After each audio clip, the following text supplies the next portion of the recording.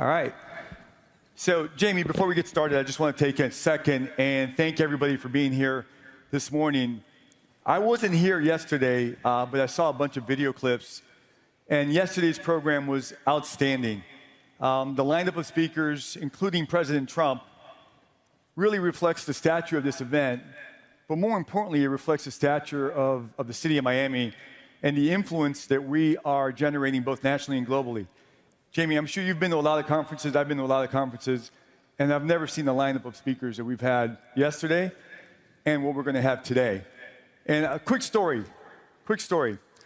Mayor Francis called me up about 2 months ago and said, George, I am thinking about doing this event. Here are my speakers, and we're going to make this happen. I said, Francis, you're crazy. You got 2 months to pull this together. Look at the speakers. You have the president, you have Jamie Dimon, you have a whole list of very influential people. You're never going to make this happen. But if you want to do it, let's try. And here we are. So, Francis, you're a little nuts, but congratulations on a heck of an accomplishment. So with that, I want to take a second and one more time welcome one of the most respected voices in global finance, one of the most influential bankers of our generation, Jamie Dimon. Sure, thank you. So thrilled to be here. Thank you. So, Jamie, my guess is a lot of people have heard a lot about your professional accomplishments, your career, and your impact of banking. But let's start with something a little bit more personal. And let's talk about how did your childhood and how did your family influence who you are as a person and who you are as a leader? Right. So first of all, thrilled to be here. A little embarrassing, this whole entry, but it's quite a production. I grew up, my grandparents were all Greek immigrants who came from Greece, never finished high school, moved to Jackson Heights, Queens, not far from where President Trump grew up, with a slightly smaller apartment than he had, a rental. But there were values that your parents taught. You didn't even know was happening at the time, which is, I'd say very fundamentally, it came from my grandparents, my parents, have a purpose in life. That purpose could be banking or art or science or being a political leader. It could be a caregiver. Treat everyone with respect. Everyone, like everyone equally and everyone fairly and everyone properly. Do the best you can. Whatever you're going to do the best you absolutely can, and hopefully make the world a better place while you're doing whatever you do. And those are kind of those values that's embedded in me, and I still believe them, and they're important for my family, and I think they're important for a lot of folks I talk about. When you talk about what actually drives them, it's things like that. So you mentioned a very important word there, purpose. At what point in your life did you feel like you knew what your purpose was and your passion were going to be or needed to be or you wanted to be?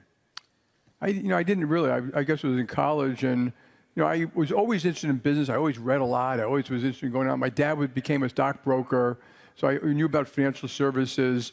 But at one point, what I really wanted to do was help build a great company. Be part of the team, building a great company. I didn't know what I would be doing, but I knew that being part of a team, and anyone, I listened to Eric Schmidt, when you're on a team, and it's no different than team sports. You want the team to win, and that was kind of a driving thing. To me, financial services was fascinating because when you wake up in the morning and read a newspaper, almost everything in that paper is going to affect you. All around the world, stocks, markets, politics. So it's just I always found it a very fascinating field.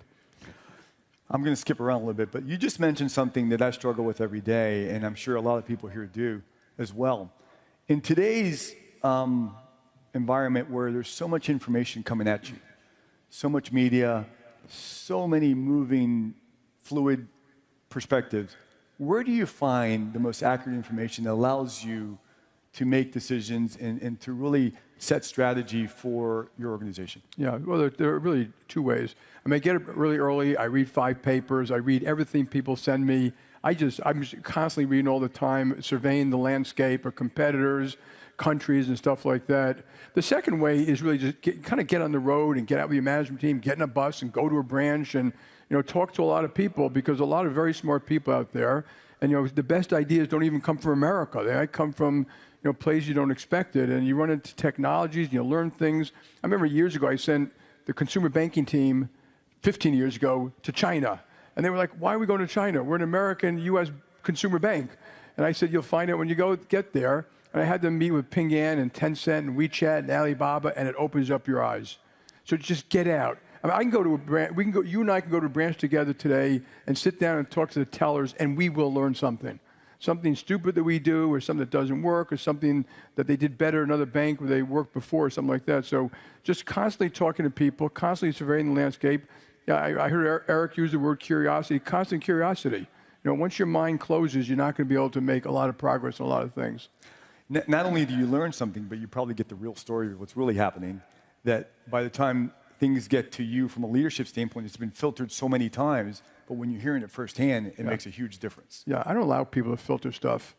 I still read customer complaints, and I always tell people, if they ask you a question, you got to respond to me directly and not go up that chain of command, because that chain of command, starts to edit it and fine-tune it, and you got, if you're in a position like mine, you just got to break down those barriers all the time. The bureaucracy does want to control you, so you got to kill the bureaucracy. That's part of my job, So let's go back to your personal life. I think we all understand and believe that challenges are also silver linings in life. So as you think about your career, your personal life, what's been some of your hardest lessons, and what did you learn from them? In the personal life, we've all been through, some forms of personal hardships. But the lessons from those hardships, if you're talking about the mistakes you made, like the things you did personally, that's a great quote. You don't learn a lot from the second kick in the mule. Again, I heard the mayor and Eric talking about it. We've all made a tremendous amount of mistakes. And I always say there's a pattern to them sometimes. Like when you act in anger, well, that is almost always a mistake. When I was a young executive, someone gave me a business card that said, all I had to do was fill out the date. My name is Jamie Dimon, and I'd like to apologize for my behavior on the night of X, because I would lose my temper over something. So, so you're constantly learning about that too. And it's better to learn from other people's mistakes than making them yourself. And you could do that too. So Jamie, the institution that I'm privileged to lead is $30 billion, 1 or 2 states, 1,300 employees.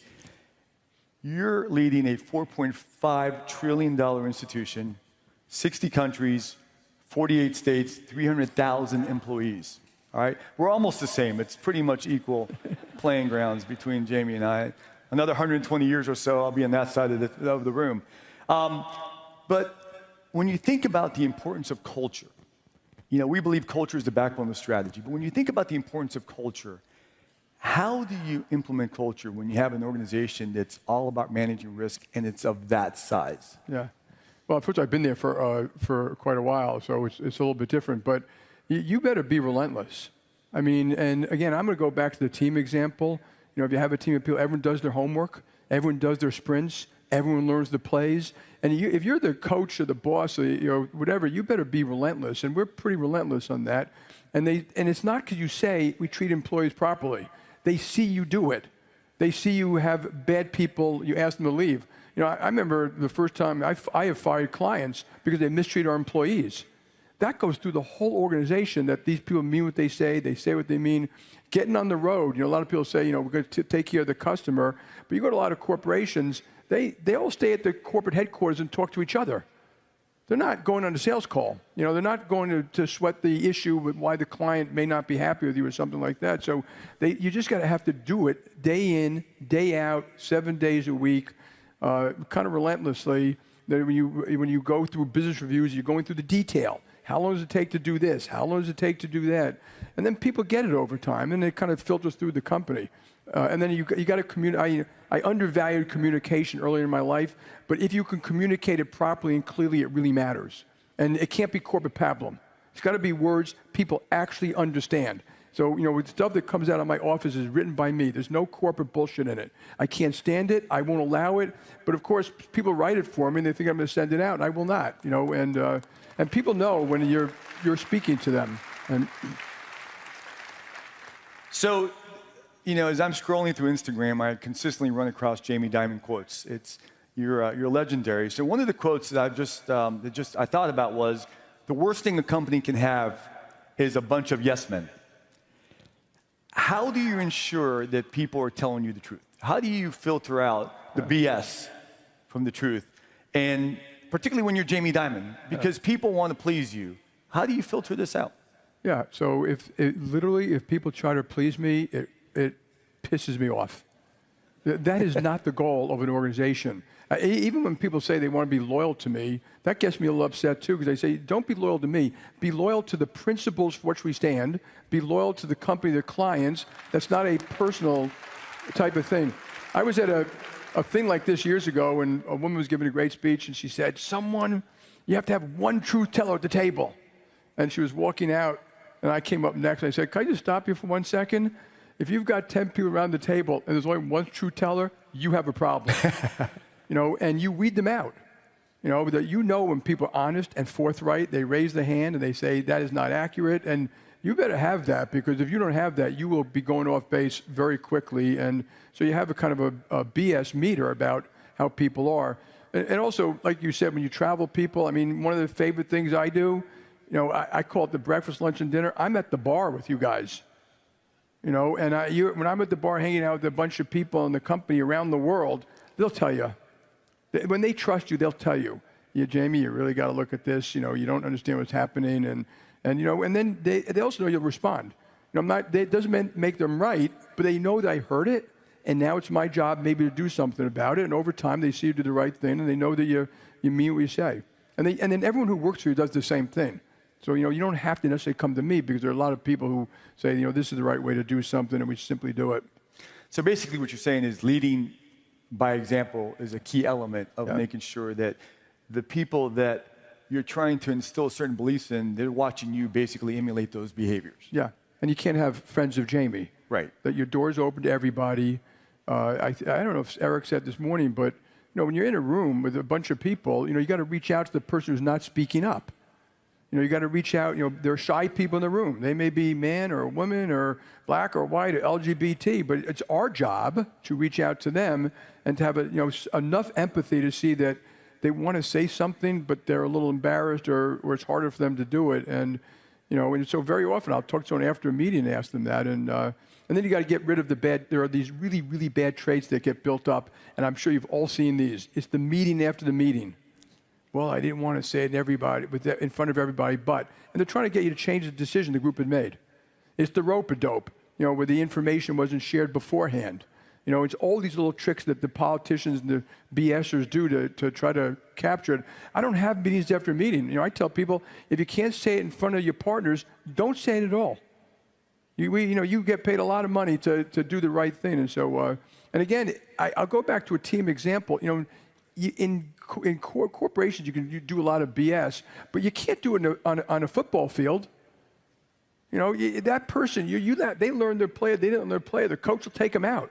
But in our field, it's very easy to, let people, they're nice people, they're a friend of mine. So the discipline on the sports team, that's what you want inside a company too.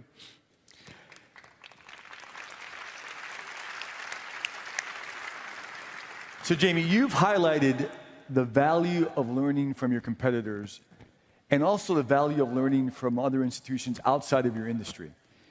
And when you think about what are some of the insights that you've been able to draw from companies or leaders outside of the financial services industry? Yeah. So when I say I travel and see people, I always go see other companies.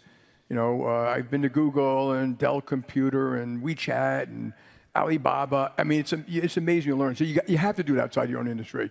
I always love to ask people, how do you run your joint? What do you do? How do you meet? When do you meet? Who has the follow-up list? How do you run your office? How do you deal with customer complaints? And so you're always learning from that too. And there are always new tricks. And they're always, if you look at, people write analyst reports or people write for newspapers and magazines, there's always someone who just did something different or better. And I even remember when I was a younger executive, there was another guy there called Bob Lipp, who's a very good friend of mine.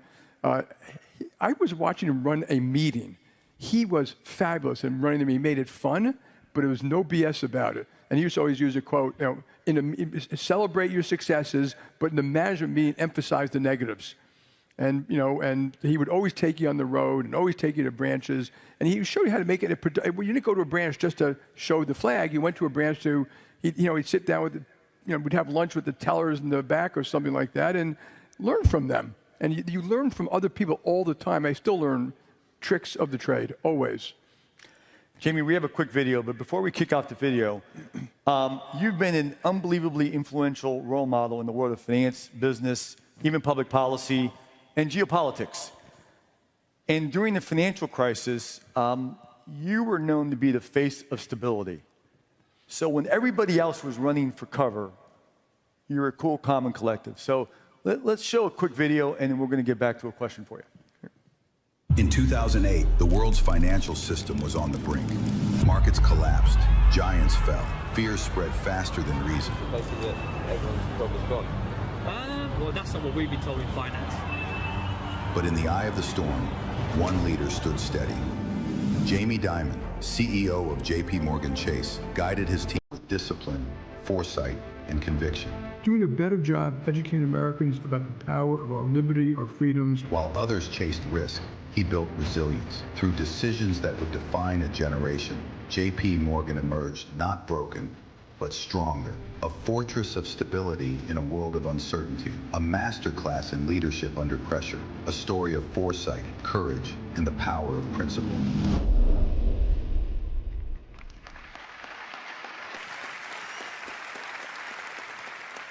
So, there's crisis and then there's crisis. When everything around you seems to be unstable and on fire, and the system seems to be on fragile ground, what's the requirement of leadership, and what does that really feel like in that moment? Yeah. It's like, first of all, you're kind of prepared beforehand, so you have people and risks, and I tell you what really changed wasn't much we did, is that our risk committee used to meet once a week. It was meeting 5 times a day, including midnight or 5 a.m. in the morning to capture what was going on in Asia, and you got rid of all formality.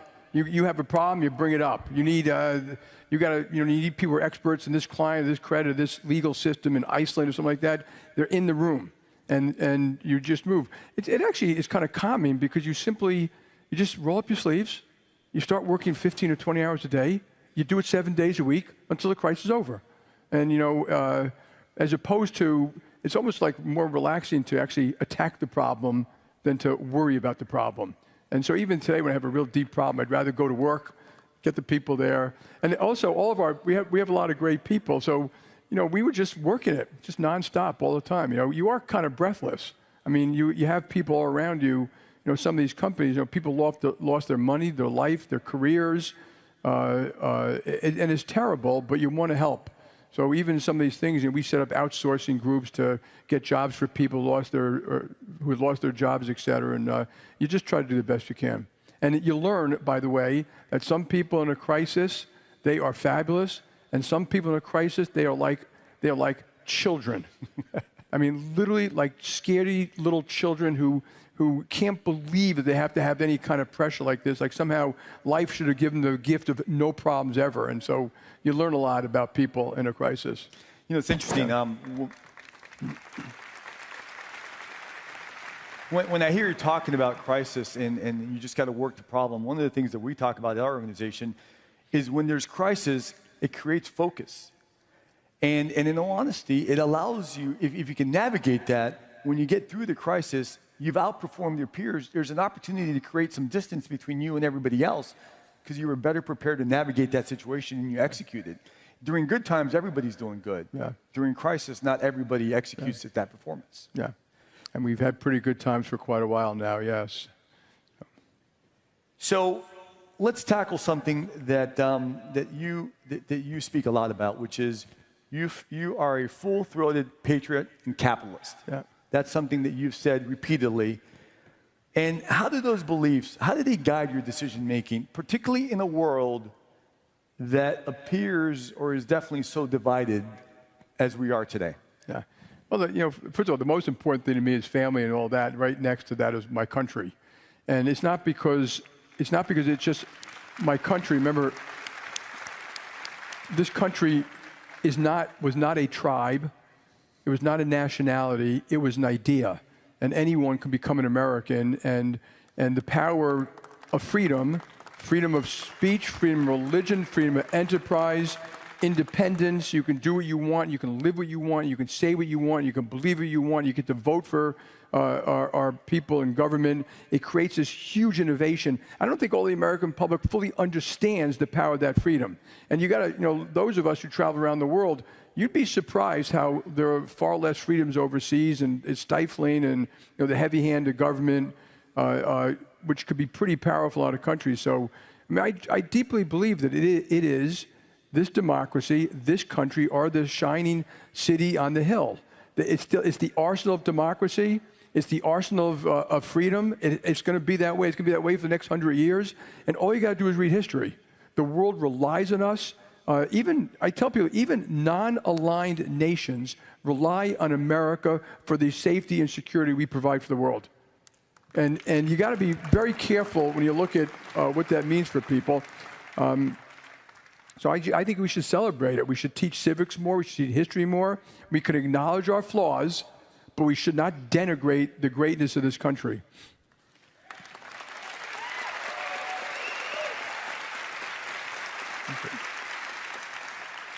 So, Jamie, how do we bridge these political divides in our country, or even around the world? Yeah. How's that going to happen? And what's the future that you see for the United States of America? Yeah, I'm not. You read history again. We've had divides before. We had the Great Depression. We had Civil War, for God's sake. We had Revolutionary War. We've had some terrible times. When I was growing up, students were killed on American campuses. Martin Luther King was killed. Robert F. Kennedy was killed. I mean, take a deep breath about history, okay? And that's what we are. We have a democracy. Sometimes it looks tough, and sometimes it looks tough. I say participate. We get involved, as you mentioned, in policy, getting things right. Getting policy right is kind of free for the American public. We need to do more of that. Just get involved. I am concerned, away from America, about the free and democratic world. So think of the wars in Ukraine, the terrors in the Middle East. Those things are challenging the world as we know it. Now, I think we'll be okay. I don't think of divine rights as success. So I think we have to work those things to get them right. So I'm much more concerned about that than our democracy, per se.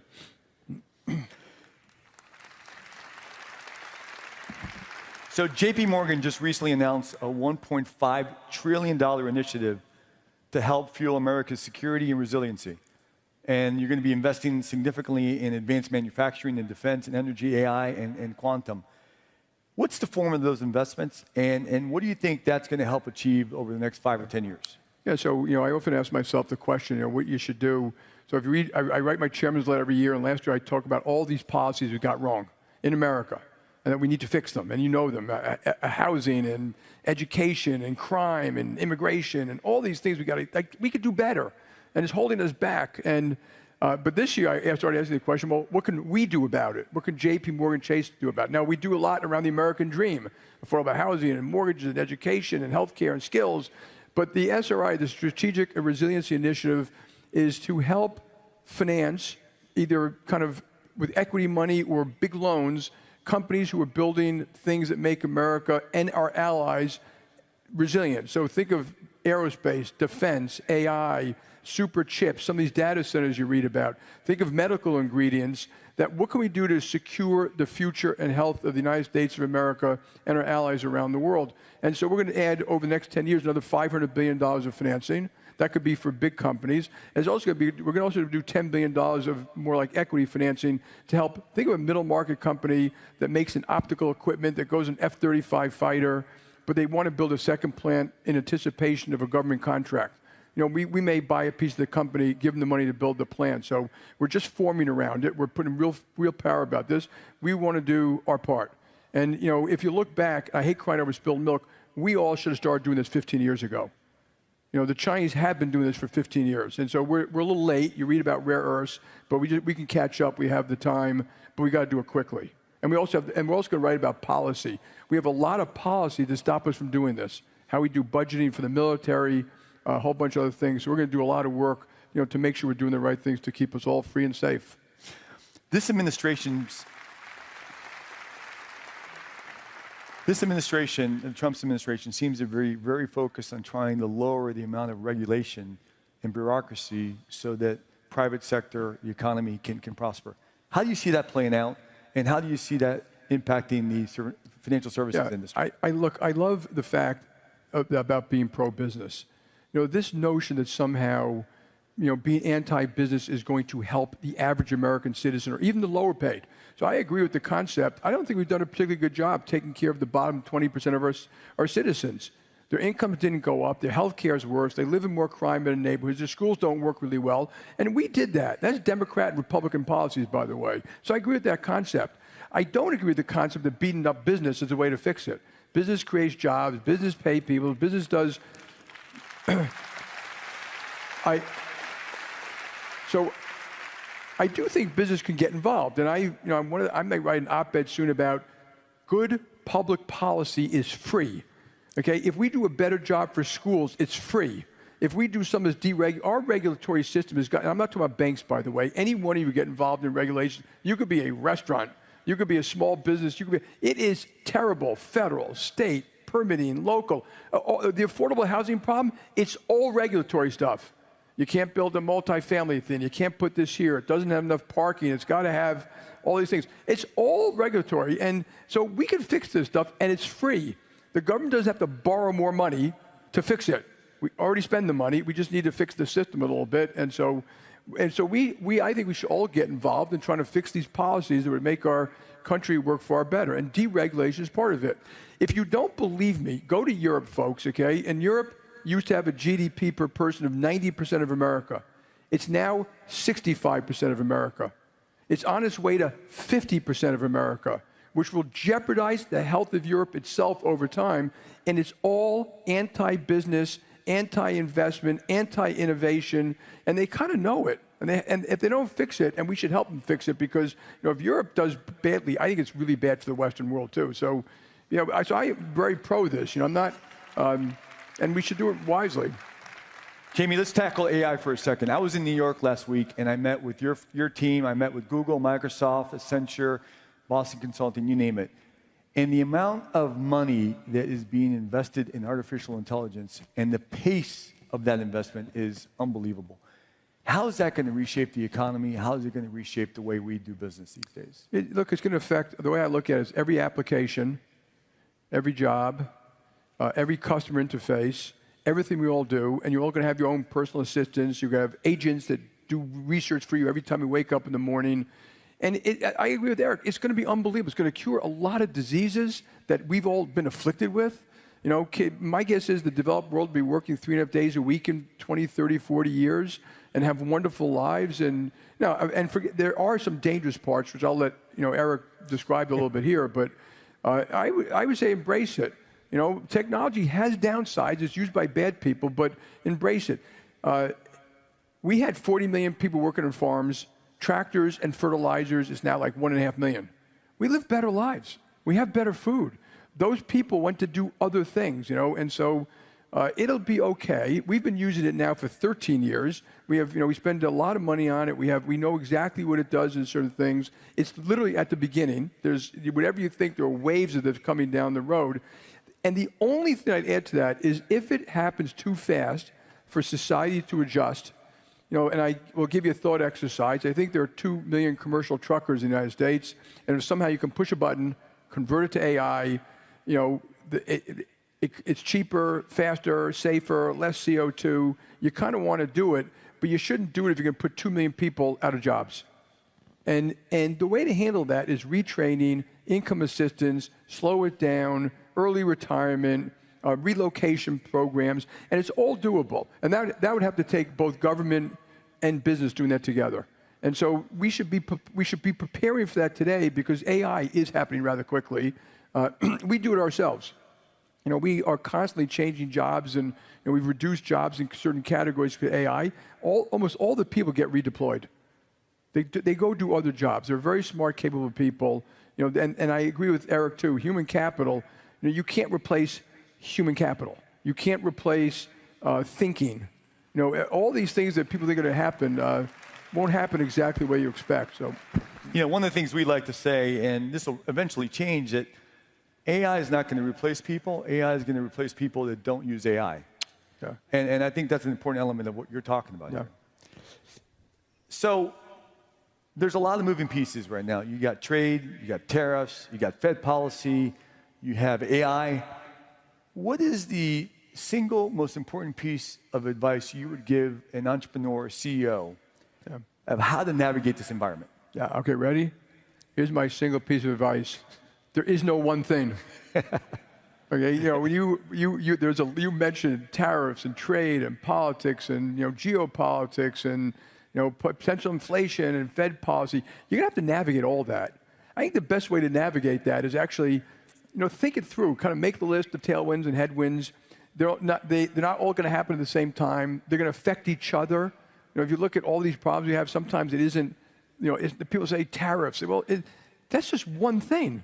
You know, there are all these other things that take place, and, you know, they're like a lot of straws in the camel's back. And so, and then look at the world a little bit. Like, what are the potential things of outcomes? Can you handle those outcomes? And then you'll be okay. Because what you really want to do is survive. Right. You know, and serve clients when times are tough. And so, but there are a lot of things taking place today.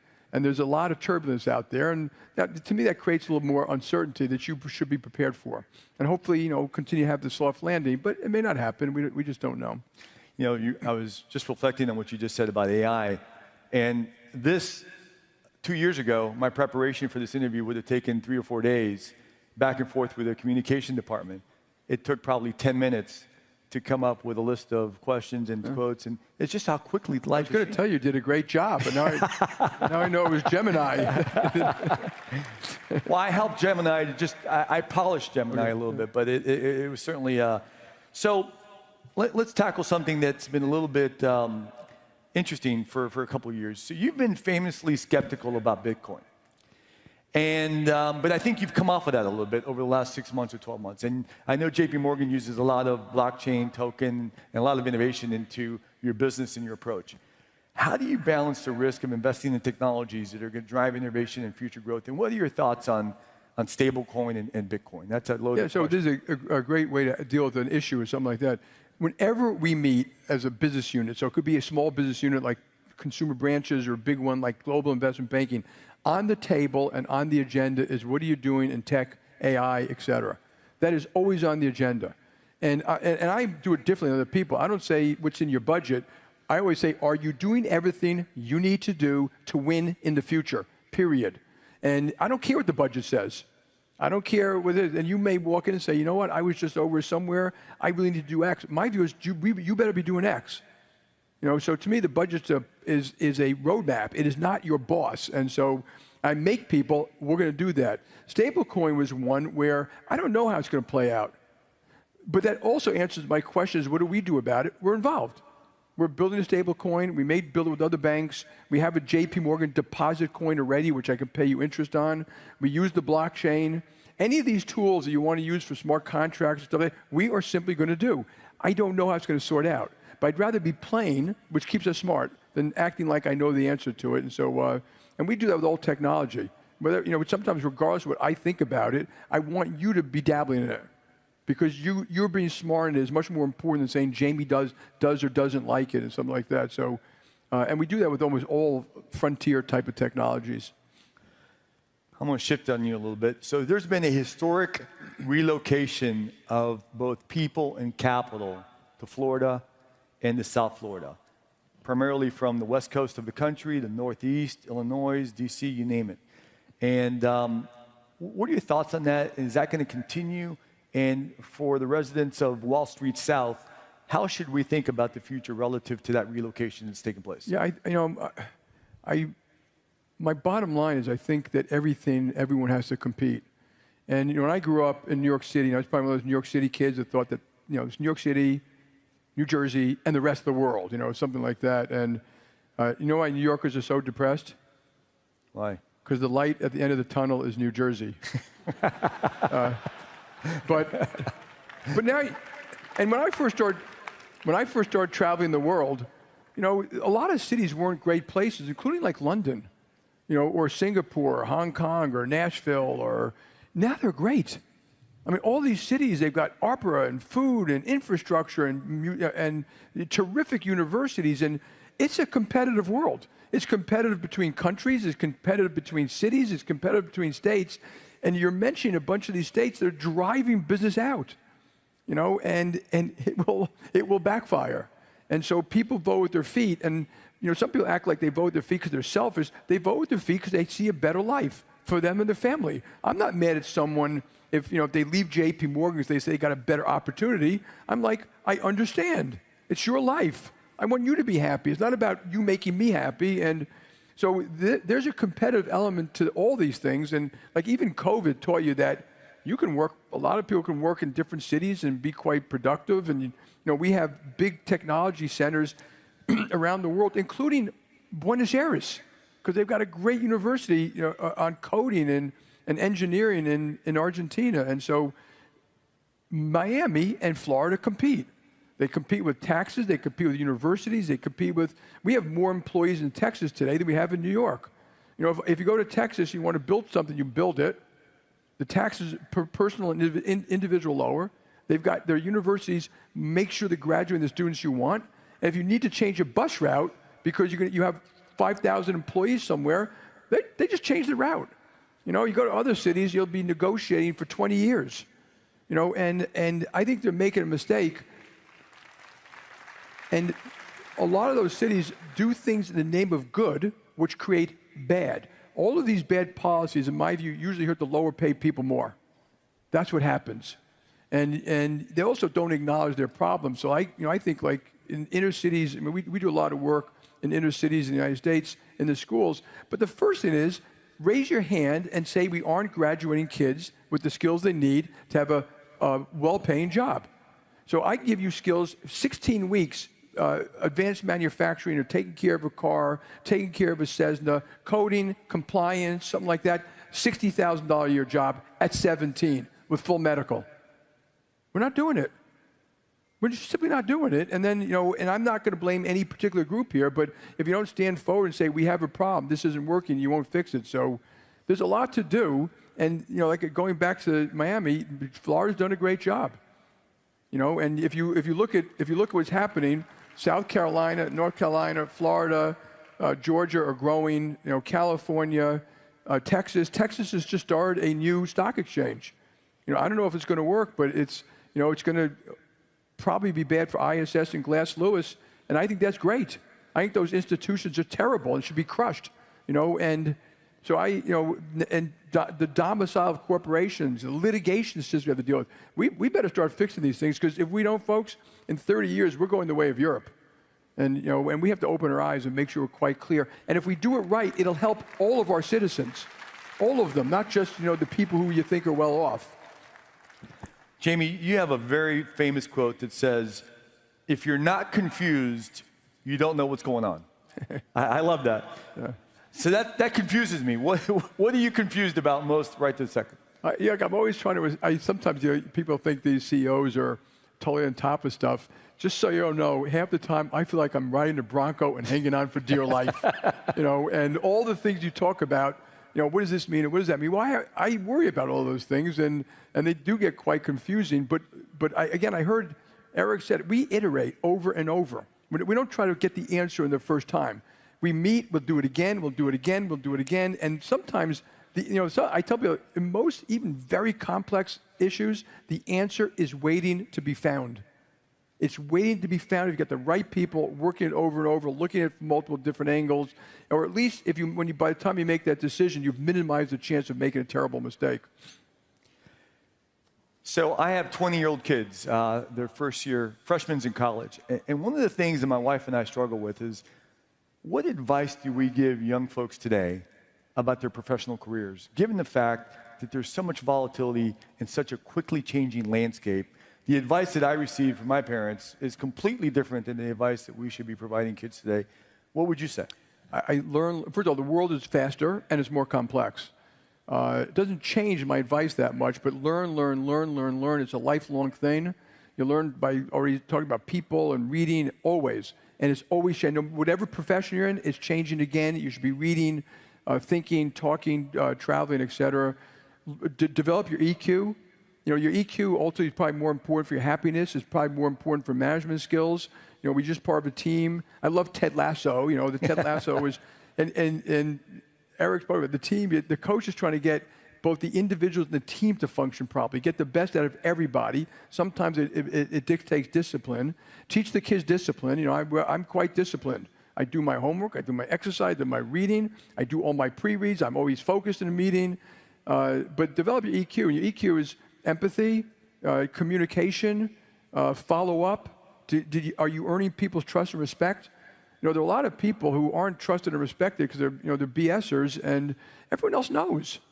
You know, and so they have to be flexible all the time. You know, have good partners in life. You know, business partners, life partners, et cetera, because you know that will bring a lot of happiness. I think it's very important that they take care of their mind, body, spirit, soul, friends, family, and health. I mean, that's just got to be part of what you do. And you know, be curious, develop confidence, but don't be so overconfident, the arrogant. And another one is really important. Like one of the great piece of advice I remember a guy telling a whole bunch of people was, use the brains you have, and this I do think is really important, to figure out the truth, not to justify what you already think. And I see so many people, they are really smart, but that smartness gets rigid, and they think they're so smart that nothing you say is going to change what they think or how they think. And also, don't allow yourself to be weaponized. It's almost the same thing. People will jazz you up your whole life, so if you do all that, you have a great life. I love that poem, If. You know, if you keep your head around about yours when all those around you losing, if you can walk with kings and talk to the knaves, if you can, it's kind of that. You know, Jamie, when I was getting ready to spend some time with you up on stage, I just assumed you had written the book. And I said, I got to go find this book. I don't think you've written a book. So with that in mind, what do you want your legacy to be when you're done with JPMorgan? What is it you're trying to, what would you want people to say about you when it's all said and done? So when I first took over Bank One, a former CEO of a company came to see me and said, you've got to leave a mark. You've got to leave a legacy. And his idea was that we take Bank One international. And I looked at him and said, we're doing a shitty job in the United States. I mean, what right do I have to go do it overseas? I got to fix what we got before I do that. I also told him, when I go international, it'll be big.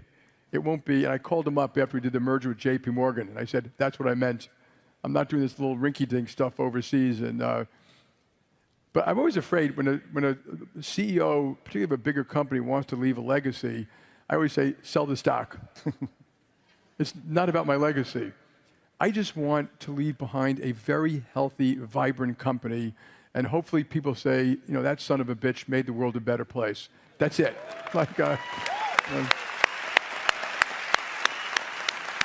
you. All right, so just two quick comments, and we're going to bring this to a close. First of all, I was in New York last week, and I have to say this. If you guys haven't, when you go to New York, you got to go check this out. The building that JPMorgan just built at 270 Park, Yeah. it is phenomenal. It is really just an icon. I understand why it took a little bit of time, because things like that take time. And the American flag in the lobby, it is just world-class. Congratulations. That is, thank you. There's no way people don't want to go back to work in their office in that building. Thank you. It's And you probably didn't see it. The top 300 feet, and we've put it up there, an American flag, which you can see for miles of the building, totally lit up. And we could put anything up there, but not just the American flag. Jamie, we're all done for this morning, but I want to take a second and say thank you. Thank you on behalf of the city of Miami. Thank you on behalf of the American Business Forum. Thank you on behalf of just the country for the leadership you provide, the candor and the transparency in which you communicate your messages that have been so unbelievably impactful to this country, to our industry, and to society. So thank you so much for everything you did. George, thank you very much. Did a great job. Folks, thank you very much. Appreciate it. Well done. Good job.